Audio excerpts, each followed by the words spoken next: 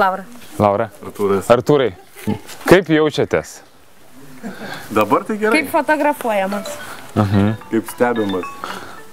O kiek metų jūs bendraujat? 10. 10? O kodėl tik dabar?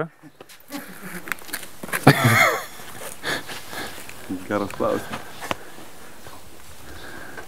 Kiek galima, tiesiog. Nu, reikia... Kažkada tai reikia visą tai baigti ir tiek reikia pradėti gyventi kartu. Nu, kai normali šeima. Laura, anksčiau turbūt tikėjotės. Kvailas klausimas. Jau einam? O kokios, jūs neprieštaravot, kad aš truputėlį pakalbinsiu, o kokios jūsų vyro 3 stipriosios savybės, dėl kurių jūs jums patinka ir nusprendėt, kad tas vyras?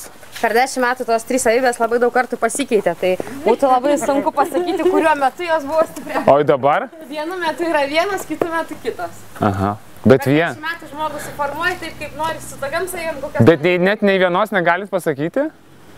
Savybė, kokia būdo, ar bruožas, kuris labiausiai patinka? Bruožą galit pasakyti. Geras. Man tai geras. Galbūt kartais per daug geras kitiem, per daug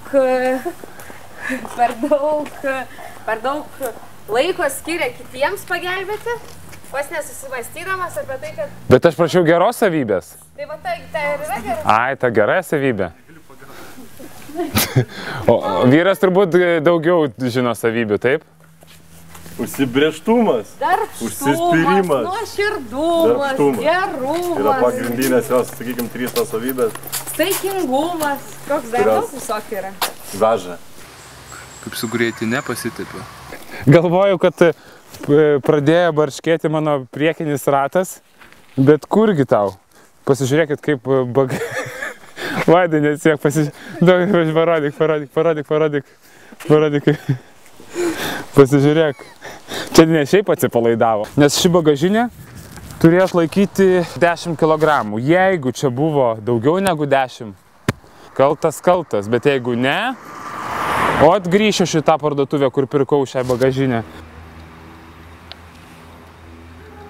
Na tai pasirodo, ne mes vieni, Vaidai, keliaujam su tavimi dviračiais per Lietuvą. Na, bet įdomu, ar visus vienodai pasitinka. Jūs pabūkit čia biški, mes grįžtam namo. O kiek laiko? Nieka, tuoj. Už 10 minučių. Už 10 minučių. Pabendrausim, gerai? Gerai. Gerai. Yra dalykų, už kurios mokėti nereikia. Juk vasara. Bet žinoma, reikia gražiai paprašyti. Paprašėme mes Aldonos ir Povilo ir jie sakė, nors ir visą krūmą mes galime suvalgyti. Vakar dėdukas pjovė ir šitągi benzinas nusipirka, atsivežė, taip sunkiai, Janas senas irgi sunku. Ir pasidėjo va čia vansalą liuką benzinų. Ir benziną? Pjovė, aha, ir su bakeliu ir nunešė kas. Už konservatorius tai visai ne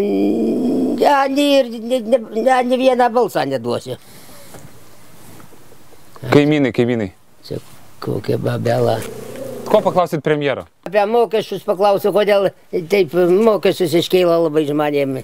Mes jums mylim, kai jūs vedat dainų dainelę, tiesiog aš verkiu. Rimtai? Nu va, aš negaliu šnekėti, man filmuoja, nu kam reikia. Išduokit, už ką balsavot? Už šitų valdžių balsavau. Už šitą valdžią. Gerai, artėja rinkimai, už ką balsuosit? Mes nekeičiam. Mes nekeičiam, konservatoriai esate. Visų gyvenimu.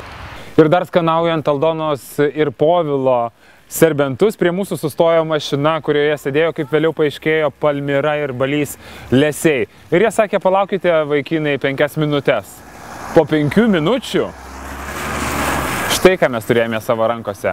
Gerą kilogramą sūrio kaimiško, šmotą lašinių, sausainių, agurkėlių, dar kaimišką juodą duoną. Tad trūksta žodžių. Iki Anykščių liko 15 km, Nors mes ten turėjome būti kur kas anksčiau, bet mes tikrai dėl to nesikrimstame.